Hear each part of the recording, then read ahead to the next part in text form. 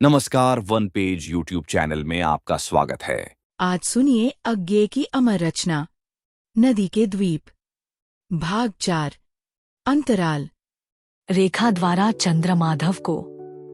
प्रिय चंद्र, तुम्हारा पत्र मिला है। सोचती तो हूँ कि चलो हो ही आऊं कुछ दिन पहाड़ पर, मगर कुछ निश्चय नहीं कर पाती हूँ। यूं अभी सोचने और निश्चय करने के लिए काफी समय भी तो है, पर तुम्हारे मित्र को मैं क्यों लिखूं? और मेरी बात का उन पर क्या असर होगा? उनकी बातचीत और संपर्क से मैं बहुत प्रभावित हुई हूँ निस्संदेह, और लखनऊ से प्रतापगढ़ की यात्रा तो एक रेवेलेशन ही था मानो तुम जानते हो।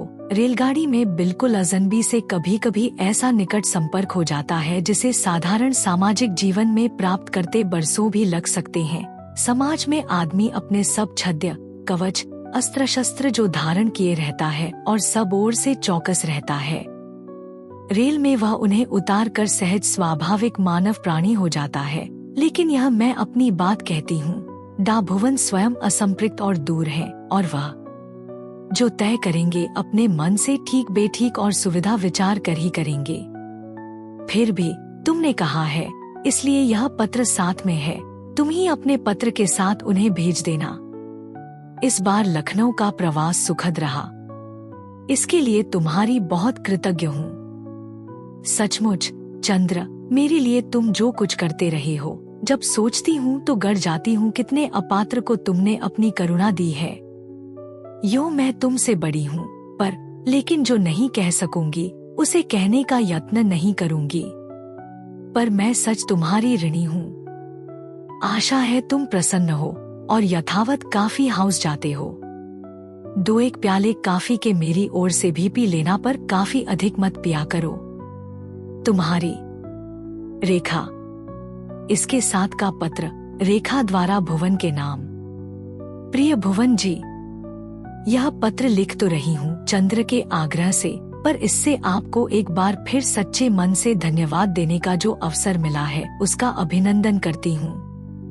आपका परिचय मेरे इधर के धुंधले वर्षों में एक प्रखर ज्योति किरण सा है। मैं तो किसी हद तक कर्मवादी हूँ और सोचती हूँ कि मेरा इस बार का लखनऊ जाना और आपसे भेंट होना और आपके साथ प्रतापगढ़ तक लौटना लिखा हुआ था। यूं तो मानव जीवन एक अकारण, अनिर्दिष्ट, आकारहीन गतिमयता सा लगता है, पर मेरा ख्याल है बीच बीच में विधि मानवों के जीवन में थोड़ा सा हस्तक्षेप जरूर करती है कि एक गोट को उठाकर एक दिशा दे देती है। इस सबको वैज्ञानिक थ्योरी मानकर इसका खंडन मंडन न करें, मैं अपनी भावना की बात कहती हूँ। चंद्र का पहाड़ चलने का आग्रह है। मैंने अभी कुछ निश्चय नहीं किया, मेरी कठिनाइयाँ तो आप देखेंगे ही। चंद्र का विचार था कि आप भी चलें। क्या ऐसा हो सकेगा? बल्कि आप भी चलें और अपने परिचित और किसी को भी साथ लें, पुरुष, स्त्री, परिवार, जो आप चाहें और जिनका साथ आपको प्रीतिकर रहे। चलें तो मैं कह गई, पर अपने जाने का निश्चय तभी करूंगी जब आपका पक्का पता आ जाए। मेरा पता ऊपर दिया है, आप उत्तर चाहे मुझे दें, चाहे चंद्रमाधव को ही सीधे दे दें। विनीत रेखा। यह पत्र चंद्रमाधव के पत्र के साथ भुवन को मिला तो उसके हाशिए पर जगह जगह चंद्र के नोट थे। ज्योति किरण वाली बात के बराबर लिखा था, मेरी बधाई स्वीकार करो दोस्त। विधि के हस्तक्षेप वाली के बराबर लिखा था, अब निस्तार नहीं है, विधि ने जो दिशा दे दी वह तो पकड़नी ही होगी। अंत में लिखा था, न तुम उत्तर सीधे ही देना, तुम्हारी गति उसी दिशा में है। भुवन द्वारा रेखा को। प्रिय रेखा जी, आपके पत्र के लिए कृतज्ञ हूँ, यद्यपि उसके साथ ही अपनी अकिंचनता का बोध बड़े जोर से हो आया। आप अगर कर्मवादी हैं तो धन्यवाद देने का प्रश्न यूं भी नहीं उठना चाहिए। फिर मैं तो किसी तरह अधिकारी नहीं हूँ, बल्कि मुझसे कूपमंडूक को जब तक कोई बाहर का प्रकाश दिखा दे तो मुझे कृतज्ञ होना चाहिए, भले ही उस प्रकाश से चौंध भी लगे। पहाड़ की बात चंद्र ने भी लिखी है। निमंत्रण के लिए मैं आप दोनों का आभारी हूँ, और जा सकता तो मुझे बड़ी प्रसन्नता होती, पर अभी कुछ ठीक नहीं कह सकता। इसकी बहुत काफी संभावना है कि ग्रीष्मावकाश में मुझे एक वैज्ञानिक मंडल के साथ या उसकी ओर से कहीं जाना पड़े। बहुत संभव है कि पहाड़ ही जाना पड़े, क्योंकि कॉस्मिक रश्मियों के संबंध का काम है और उसके लिए मापक यंत्रों को पहाड़ी ऊंचाइयों पर या जल की गहराई में ले जाना होगा। यदि ऐसा हुआ तो संभव है कुछ दिन के लिए मैं कहीं पहाड़ पर आप लोगों को मिल जाऊं। नहीं तो फिर किसी अवसर की प्रतीक्षा करनी होगी। पर कुल्लू कदाचित न हो सके उधर जोजिला पर एक दूसरा दल जाएगा, यह निश्चित है। मैं या तो भूमध्य रेखा की ओर लंका में कहीं जाऊंगा या किसी निर्जन पहाड़ी झील पर, शायद कश्मीर में। कुछ निश्चय होते ही सूचित करूंगा। आशा है आप प्रसन्न हैं। आपका भुवन। भुवन द्वारा चंद्रमाधव को। प्रिय चंद्र, तुम्हारा पत्र और उसके साथ रेखा देवी का पत्र और उस पर तुम्हारी बदतमीजियां सब मिली। रेखा जी को मैंने उत्तर तभी दे दिया था, लिख दिया था कि मेरे जा सकने का कोई ठीक नहीं है, क्योंकि मैं शायद काम से कहीं जाऊं। तुम्हें चिट्ठी लिखने में इसीलिए देर की कि कुछ पक्का पता लग जाए। अब यह तय है कि मैं कश्मीर जाऊंगा। पहलगांव से ऊपर तुलियन झील है, वहां पर मैं कॉस्मिक रेस पर कुछ काम करता रहा हूँ, तुम जानते हो। उसी सिलसिले में कुछ नए मेजरमेंट लेने होंगे। अन्यत्र लिए गए मेजरमेंट की चेकिंग के लिए एक टोली रोहतांग के पार जोजिला जा रही है। ऊंचाइयों पर माप लेने के लिए मैं तुलियन झील में पानी की गहराई में माप लूंगा। इसलिए कुल्लू का तो कोई सवाल नहीं है। अधिक से अधिक एक बात हो सकती है, अगर तुम लोग कश्मीर जाओ तो मैं 4-6 दिन शायद कहीं मिल सकता हूँ। यहाँ से कुछ यंत्र वगैरह साथ लेकर चलूंगा। दिल्ली से उन्हें बुक कर देना होगा और उनके पहुँचने में कुछ दिन लगेंगे ही। यह समय या तो दिल्ली में बिता सकता हूँ या फिर आगे कहीं जा सकता हूँ। तुम लोग जैसा प्रोग्राम बनाओगे मुझे सूचना देना। रेखा जी को अलग पत्र नहीं लिख रहा हूँ। मैंने कहा था कि पक्का होते ही सूचना दूंगा, पर तुम ही लिख देना। फिर जैसा तय होगा मुझे बता देना। और क्या हालचाल है? लखनऊ अभी कायम है या कि तुमने उलट दिया अपनी अखबारनवीसी से? तुम्हारा भुवन। भुवन द्वारा गौरा को। प्रिय गौरा, यह बिना तुम्हारी ओर से प्रेरणा या कोच के लिखा गया पत्र पाकर तुम्हें अचंभा होगा न? पर कोई कोयला इतना काला नहीं होता कि सुलग कर राख न हो सके। मुझे भी दैवी अनुकंपा कभी छू जाती है और नेक काम कर बैठता हूँ। ग्रीष्मावकाश में शायद तुमसे भेंट न हो सके। मैं काम से कश्मीर जा रहा हूँ, कॉस्मिक रश्मियों की तलाश में। कभी सोचता हूँ इन रश्मियों को हम ठीक समझ सकें, विश्व में बिखरी हुई इस मुक्त शक्ति को काम में ला सकें, तो मानव का कितना बड़ा कल्याण उसके द्वारा हो सकेगा। सच ही शिव सर्वत्र फैला हुआ, घट घट व्यापी और अंतर्यामी है। उसे पहचान सकने, उससे संपृक्त हो सकने की ही बात है। फिर ध्यान आता है, आज जो इतनी तत्परता कॉस्मिक रश्मियों की खोज में दिखाई जा रही है, वह क्या उनकी कल्याणकारी संभावनाओं के लिए, या कि ध्वंस के रथ चक्र में एक और अरा लगा देने के लिए, जिससे उसकी गति और तीव्र हो सके। लेकिन उस डर से विज्ञान को रुकना नहीं होगा। वैज्ञानिक को तथ्य की शोध भी करनी होगी और विवेक को भी जगाना होगा।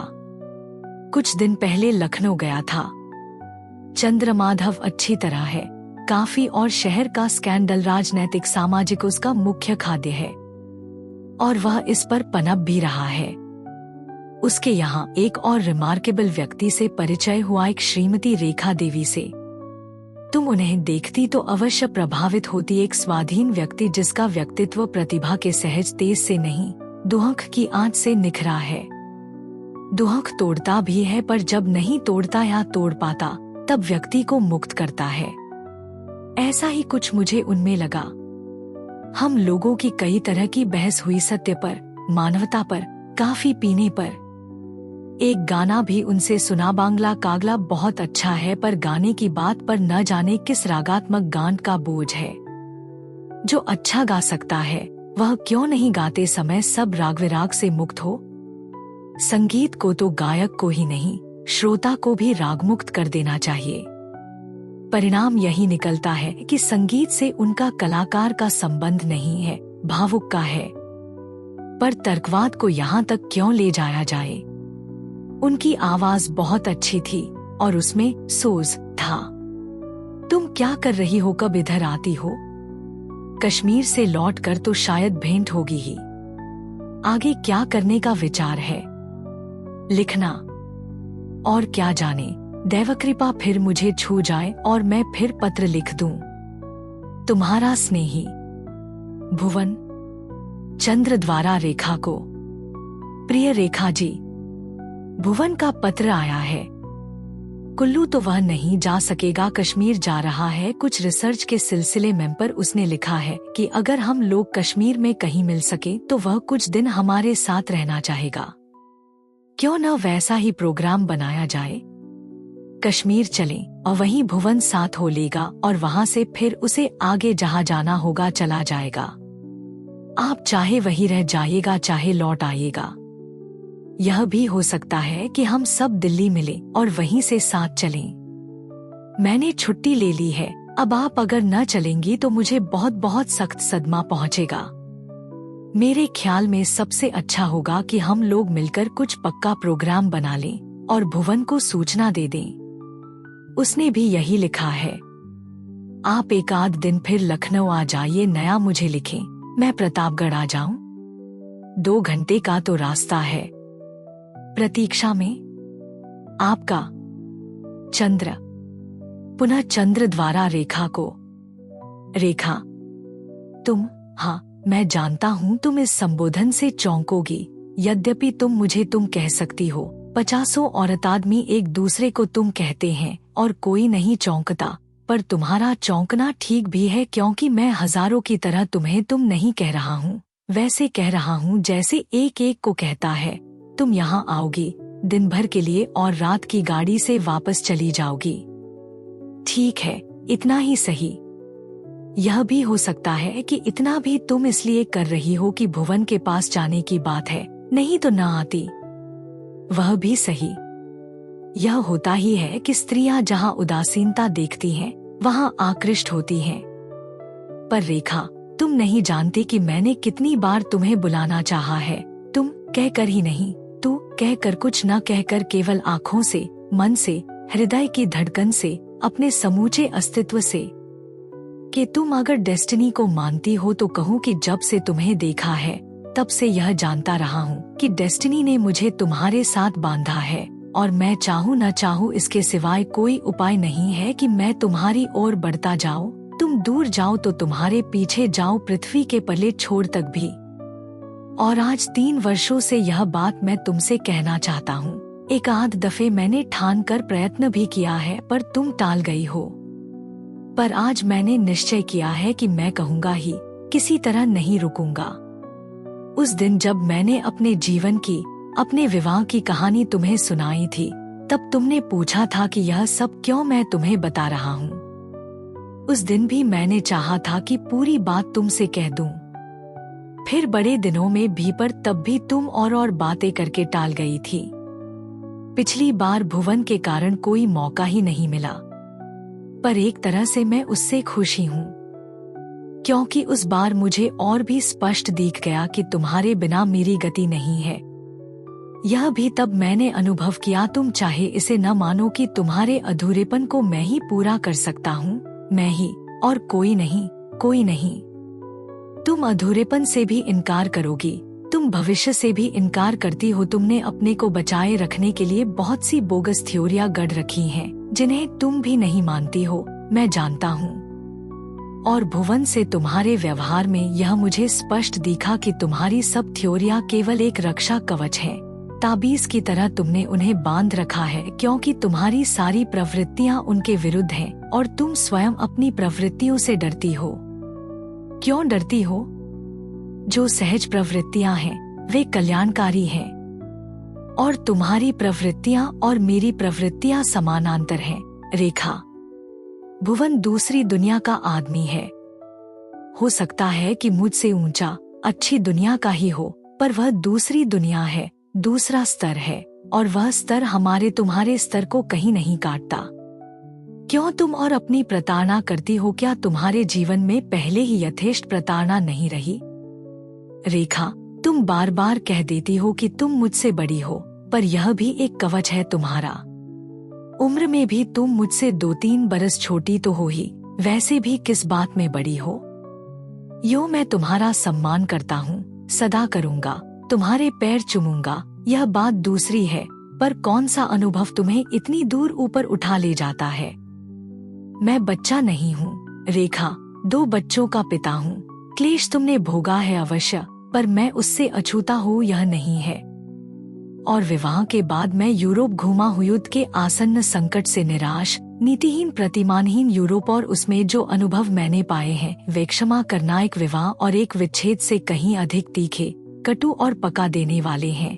तभी तो लौटकर फिर मैं गृहस्थी में खप न सका, घर गया, कुछ रहा, हाँ, पत्नी के साथ सोया भी और उससे एक बच्चा भी पैदा किया, पर इन सब अनुभवों ने उस गर्म कड़ाहे को और तपाया ही, उस तेल को और तपाया ही जिसमें जलकर मैं आज वह बना हूँ जो मैं हूँ। तुमने एक बार कहा था कि तुम्हारे आसपास दुर्भाग्य का एक मंडल है, पर मैं देखता हूँ, जानता हूँ, अनुभव करता हूँ कि तुम मेरी आत्मा के घावों की मरहम हो। तुम्हारा साया मेरे लिए राहत है, और यदि तुम वह मुझे दे सको तो तुम्हारा प्यार मेरे लिए जन्नत है। मैं बड़ा लालची रहा हूँ, जीवन से मैंने बहुत मांगा है, छोटी चीज कभी नहीं मांगी, बड़ी से बड़ी मांगता आया हूँ। मैं सच कहता हूँ कि इससे आगे मेरी और कोई मांग नहीं है। न हो गया मेरी सारी चाहनाओं, कल्पनाओं, वासनाओं, आकांक्षाओं की अंतिम सीमा है मेरे अरमानों की, इति मेरी थकी प्यासी आत्मा की अंतिम मंजिल। रेखा, तुम में असीम करुणा है, तुम तत्काल प्यार नहीं दे सकती तो करुणा ही दो, मुक्त करुणा, फिर उसी में से प्यार उपजेगा। मैं लालची हूँ, मैं स्वार्थी भी हूँ, पर इतना स्वार्थी नहीं रेखा कि इस बात को मैंने तुम्हारी ओर से न सोचा हो। तुम अकेली हो, मुक्त हो, नौकरियां करती हो, पर कहाँ तक, किस लिए? मुक्ति आज नारी चाहती है, चलो ठीक है, यद्यपि आज मुक्त कोई नहीं है, और है तो इस महायुद्ध के बाद शायद वह भी न रहेगा, पर नौकरी तो कोई नहीं चाहता। मुक्ति के लिए नौकरी, नौकरी के लिए मुक्ति, दोहरा धोखा है। सिक्योरिटी हर कोई चाहता है और उसी में मुक्ति है, पुरुष के लिए भी और स्त्री के लिए और भी अधिक। इन बातों की यहाँ क्या रेलेवेंस है, बताता हूँ। हेमेंद्र, हम दोनों के बीच कभी उसका नाम नहीं लिया गया है, आज ले रहा हूँ। लाचारी है, मलय में जिसके साथ रहता है उसके या और किसी के साथ शीघ्र ही शादी करना चाहेगा या न चाह कर भी करेगा, क्योंकि इसके बगैर उसका वहाँ अधिक दिन रहना संभव नहीं होगा। जंग दोनों को अलग कर देगा और हेमेंद्र को यहाँ ला फेंकेगा या जेल में डाल देगा, और इसके लिए वह तुम्हें डाइवोर्स करेगा ही। उसके लिए सबसे आसान तरीका यह होगा कि धर्म परिवर्तन करके डाइवोर्स मांगे। तुम न धर्म परिवर्तन करोगी न उसके पास जाओगी, बस तुम डाइवोर्स मांगती तो वह न देता, और शादी के लिए मांगती तो और भी नहीं। तुम्हें वह गुलाम रखकर सताना ही चाहता, पर अपनी सुविधा के लिए वह सब करेगा। और मैं, तुम्हारा सिविल विवाह था, तुम्हारी बात और है, मेरी स्थिति दूसरी है, पर मैं अपने विवाह को विवाह कभी नहीं मान सका हूँ। ऐसा विवाह संतान को जायज करने की रस्म से अधिक कुछ नहीं है, न हो सकता है। मैं अलग हूँ, अपने को अलग और मुक्त मानता हूँ, और मेरा परिवार भी मुझसे न कुछ चाहता है न कुछ अपेक्षा रखता है सिवाय खर्चे के जो मैं भेजता हूँ और भेजता रहूंगा। सच रेखा, मुझे कभी उस बेचारी स्त्री पर बड़ी दया आती है, बल्कि उसका किसी से प्रेम हो, वह किसी से शादी करना चाहे तो मैं कभी बाधा न दूं, बल्कि भरसक मदद करूं। खुद जाकर कन्यादान कर आऊं। जो कुमारी नहीं है उसे कन्या कहना असम्मत तो नहीं है न? रेखा, भविष्य है, होता है, तुम मानो, पर तुम्हारे बिना मेरा भविष्य नहीं है, यह मैं क्षण क्षण अनुभव करता हूँ। मैं चाहता हूँ किसी तरह अपनी सुलगती भावना की तपी हुई सलाख से यह बात तुम्हारी चेतना पर दाग दूं कि तुम्हारी और मेरी गति, हमारी नियति एक है, कि तुम मेरी हो रेखा, मेरी जान, आत्मा, मेरी डेस्टिनी, मेरा सब कुछ की मुझसे मिले बिना तुम नहीं रह सकोगी, नहीं रह सकोगी। तुम्हें मेरे पास आना ही होगा, मुझसे मिलना ही होगा, एक होना ही होगा। तुम्हारा अभिन्न और तुमसे दूर। पुनश्च यह पत्र शायद प्रतापगढ़ भेजना ठीक न होगा। तुम आओगी तो यहीं तुम्हें दूंगा। तुम दोपहर को पहुंचोगी, स्टेशन से ही सीधे काफी हाउस चलेंगे, वहां से पुरानी रेजिडेंसी, उसके खंडहरों में एकांत में बैठकर ही तुमसे बात करूंगा। भी यह पत्र तुम्हें दूंगा, वहीं पढ़वाऊंगा। मैं देखना चाहता हूँ इसे पढ़ते हुए तुम्हारे चेहरे की एक एक सूक्ष्म से सूक्ष्म गति, क्योंकि उसमें मेरा भाग्य लिखा होगा। रेखा, अभी तक मैं भी खंडहर हूँ, तुम भी खंडहर हो, पर वहाँ से हम खंडहर नहीं, एक नई सुंदर संपूर्ण जगमगाती इमारत निर्माण करके निकलेंगे, ऐसा मन कहता है। चंद्रमाधव द्वारा गौरा को। प्रिय गौरा जी, बहुत दिनों से आपने मुझे याद नहीं किया। मैंने पिछले महीने जो पत्र लिखा था उसकी पहुंच भी आपने न दी। फिर भी संगीत के तरन्नुम में हम बेसुरे लोगों को बिल्कुल भूल न गई होंगी, ऐसी आशा करता हूँ। पर आज कोई बेसुरा तर्क भी मैं छेड़ने नहीं जा रहा हूँ। मैंने निश्चय किया है कि अब अपनी बात नहीं किया करूँगा, हर किसी से उसके प्रिय विषय की चर्चा किया करूँगा। समझ लीजिए कि यही मेरी साधना होगी। देखिए, मैं भी साधना धर्म को मान गया और यह आपकी व्यक्तिगत विजय है। भुवन जी यहाँ आए थे, यह मैंने आपको पिछले पत्र में लिखा था। रेखा देवी के विषय में भी लिखा था। वह वास्तव में बड़ी प्रभावशालिनी महिला है, नहीं तो भुवन सरीखा आदमी अपनी यात्रा का प्रोग्राम किसी के साथ के लिए बदल दे, यह क्या संभव है। रेखा जी अभी हाल में फिर यहाँ आई थी। इधर भुवन से उनका कुछ पत्र व्यवहार भी हुआ था। उन्होंने भुवन को पहाड़ चलने के लिए निमंत्रित किया था। पहले मेरे भी साथ चलने की बात थी, पर अब प्रोग्राम कुछ बदल गया है। भुवन जी रिसर्च के लिए कश्मीर जा रही हैं। न, मैं तो वहाँ न जा सकूंगा, पर रेखा जी कदाचित कश्मीर ही जाएंगी। इधर वह कोई नौकरी नहीं कर रही हैं, इसीलिए पूरी छुट्टी है। मैं सोचता हूँ मैं भी जा सकता। डा भुवन जैसे लगन वाले वैज्ञानिक के साथ पहाड़ में कहीं कुछ दिन रह सकता तो कुछ सीख ही लेता। वह है भौतिक विज्ञान के माहिर, पर और कितना कुछ जानते हैं। एक मैं हूँ कि स्वयं अपने विषय का ऊपरी ज्ञान रखता हूँ, पर जर्नलिज्म की यही तो मार है, कहीं गहरे नहीं जाने देता। सब कुछ का ज्ञान होना चाहिए, पर उथला ज्ञान कहीं भी गहरे गए कि दूसरे जर्नलिस्ट संदेह से देखने लगते हैं, यह कौन उजब्क हमारे बीच में आ गया। भुवन के गुणों से मैं क्रमशः अधिकाधिक प्रभावित होता जाता हूँ, पर सबसे बड़ा गुण उनका यह मानता हूँ कि उनके द्वारा मेरा आपसे परिचय हुआ है। स्वार्थ दृष्टि पर मेरे लिए तो यही गुण सबसे अधिक सुखद सिद्ध हुआ। न यह पत्र न मालूम आपको समय पर मिलेगा या नहीं, आप कदाचित दक्षिण से चल देने वाली हों, पर वहाँ न भी मिला तो आशा है रिडायरेक्ट तो हो ही जाएगा। दिल्ली पहुँचे तो मुझे सूचित कीजिएगा। मैं कुछ दिन के लिए वहाँ जाने की सोच रहा हूँ। छुट्टी पहाड़ जाने के लिए ली थी, पर भुवन दा का साथ तो हुआ नहीं। अब यह सोचता हूँ कि दिल्ली होकर मसूरी ही कुछ दिन रह आऊं। आपका क्या मसूरी जाने का विचार नहीं है? आपके पिताजी तो जाएंगे, बल्कि वहीं होंगे। आपका स्नेही चंद्रमाधव। चंद्र द्वारा भुवन को। भाई भुवन, रेखा जी 2-4 दिन पहले यहाँ आई थी। मेरा पहाड़ जाना तो न हो सकेगा। मेरा साथ उन्हें अभीष्ट भी नहीं है। वह तुम्हारे साथ ही जाना चाहती हैं। खुशकिस्मत हो दोस्त। बुद्धू हो तो क्या हुआ, कभी जब पहाड़ से उतरोगे तो मुझे भी याद कर लेना। मैं वही का वही हूँ, चंद्रमाधव, जर्नलिस्ट, तुम्हारा अनुगत और प्रशंसक, और अब तुम्हारे तेज से अभिभूत।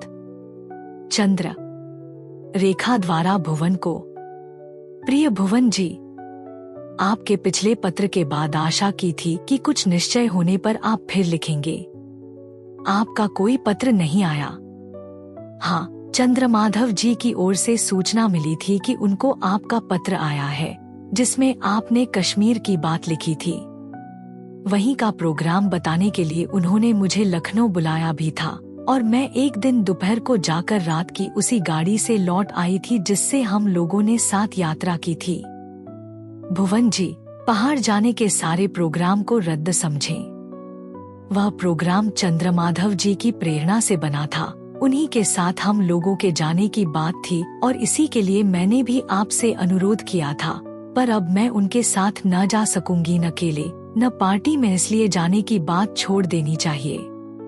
हाँ, आप अगर और लोगों को साथ लेकर जाने वाले हों तो मैं चल सकूंगी और आपका साथ पाकर प्रसन्न होंगी। हाँ, आप मेरा साथ चाहें तब।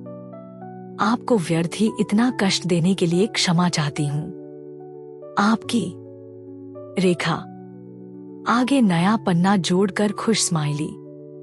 भुवन जी, चंद्रमाधव जी आपके मित्र हैं और उनका आपका परिचय बहुत पुराना है। ऐसे में मैं कोई कटुता लाना नहीं चाहती और जिस स्थिति में फंस गई हूँ उसके कारण लज्जा और संकोच के मारे गड़ी जा रही हूँ। फिर भी मैंने जो लिखा कि चंद्रमाधव जी के साथ कहीं ना जा सकूंगी, उसके स्पष्टीकरण में कुछ तो कहना ही होगा। चंद्रमाधव जी ने मुझे लखनऊ बुलाया था। मैं दोपहर को पहुंची तो पहले हम लोग कॉफी हाउस गए। वहां आपके विषय में बातें होती रही। मैंने लक्ष्य किया कि उनकी बातों में बार बार एक छिपी ईर्ष्या व्यक्त हो उठती है जिसका कारण न समझ सकी। फिर उन्होंने कहा, यहाँ से रेजिडेंसी चला जाए, बाहर आंधी के आसार थे, आजकल धूल के कैसे झक्कड़ आते हैं, आप तो जानते हैं। मैंने आपत्ति की तो बोले, रेखा जी, तुम जरा सी आंधी से डरती हो, वह मुझे सदा आप कहते हैं। आप और तुम की खिचड़ी कुछ अद्भुत लगी, पर शायद दिल्ली का मुहावरा है इसलिए मैंने ध्यान न दिया। यह भी न लक्ष्य किया कि उनका स्वर आविष्ट है। बाद में यह भी याद आया। हम लोग रेजिडेंसी पहुँचे तो बड़े जोर की आंधी आई। वह जोर से हंसे और बोले, ठीक है, बिल्कुल मौजूद है। तब मैंने संभल कर वापस चलने को कहा, पर उन्होंने कहा, यहाँ तक आई हो तो मेरी बात सुनकर जाओ। भुवन जी, आप समझदार हैं और मैं स्त्री हूँ। पूरी बात कहने की आवश्यकता भी नहीं है और उसमें व्यर्थ सबको ग्लानि ही होगी। आपको इस कीचड़ में खींचना भी न चाहिए। संक्षेप में कहूँ कि चंद्रमाधव ने अपना प्रेम निवेदन किया, जबानी भी और एक लिखा हुआ पत्र देकर भी। पत्र मैंने वहाँ नहीं पढ़ा, उनकी बातों से ही स्तब्ध और अवाक हो गई, क्योंकि मैं उन्हें अपना हितैषी मित्र और सहायक मानती थी। उस नाते उनकी बहुत कृतज्ञ भी हुआ नहीं जानती थी कि उनके हृदय में कैसे भाव भरे हैं। मैं वहाँ से तत्काल एक शब्द भी कहे बिना लौट आई। वह वहीं रहे। पीछे मैंने सुना कि रो रहे हैं, पर मैं रुकी नहीं। फिर तांगा पाकर मैं सीधी स्टेशन पहुंची। काफी पीने बैठी तो ध्यान आया कि उनका पत्र मेरे हाथ में है। वह मैंने नहीं पढ़ा। फिर वेटिंग रूम में बैठी रही। रात की गाड़ी से लौट आई। प्लेटफॉर्म पर चंद्रमाधव जी थे। उन्होंने मुझसे पूछा कि चिट्ठी का उत्तर क्या उन्हें दूंगी। मैंने कहा कि अपनी समझ से उत्तर तो मैं दे आई जब चली आई।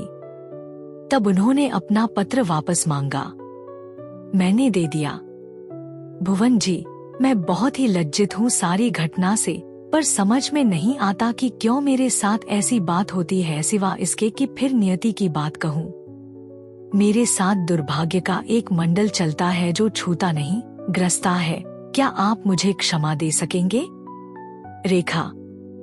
रेखा द्वारा भुवन के नाम। प्रिय भुवन जी, परसों एक पत्र भेज चुकी हूँ। आज फिर कष्ट दे रही हूँ। साथ में चंद्रमाधव जी का पत्र है जो मुझे अभी इसी डाक से मिला है। पत्र अपनी बात स्वयं कहता है। आपसे अनुरोध करती हूँ कि मेरे कारण आप उनके प्रति अपने मन में मैल न आने दें। मैत्री दुर्लभ चीज है और मेरी लिखी बातों की उनके जीवन में कोई अहमियत होगी ऐसा नहीं है। वह शीघ्र ही भूल जाएंगे। इसीलिए यह भी प्रार्थना करती हूँ कि आप उन्हें न जतावें कि मैंने यह सब आपको लिखा है। मैं नहीं चाहती कि यह जानकर उन्हें और ग्लानि हो और आपके उनके बीच में सदा के लिए ग्लानि की दरार पड़ जाए। आपकी चिट्ठी की बाट देखती रहूंगी। अब बल्कि सोचती हूँ कुछ दिन आपके निकट इसीलिए रह सकूं कि जानूं आपने मुझे क्षमा कर दिया है नहीं तो एक गहरा परिताप मुझे सालता रहेगा। आपकी रेखा। इसके साथ का पत्र चंद्रमाधव की ओर से रेखा को। रेखा, मैंने अपनी ही मूर्खता और अपटुता से तुम्हें खो ही दिया, तो अब तुमसे यही प्रार्थना करता हूँ कि अब मुझसे कोई संपर्क न रखना, मेरा मुंह न देखना, न अपना मुंह मुझे दिखाना। लखनऊ आना बेशक, जहाँ तुम्हारी इच्छा हो आना जाना, पर कभी मुझसे अचानक मुठभेड़ हो ही जाए तो मुझे पहचानना मत, बुलाना बोलना मत, कहीं रहो, खुश रहो, पर मेरे जीवन से निकल जाओ बस। यह नहीं कि मैं तुम्हें चाहता नहीं या कि उस पत्र में लिखी बातें सच नहीं है, पर बस और कुछ लिखने की सामर्थ्य मुझ में नहीं है। तुम्हारा अभागा। अगर आपको यह कहानी पसंद आई तो सब्सक्राइब करें और बेल आइकन दबाएं। अपने सुझाव कमेंट बॉक्स में बताएं। अगली कहानी तक शब्दों की दुनिया में डूबे रहे। धन्यवाद।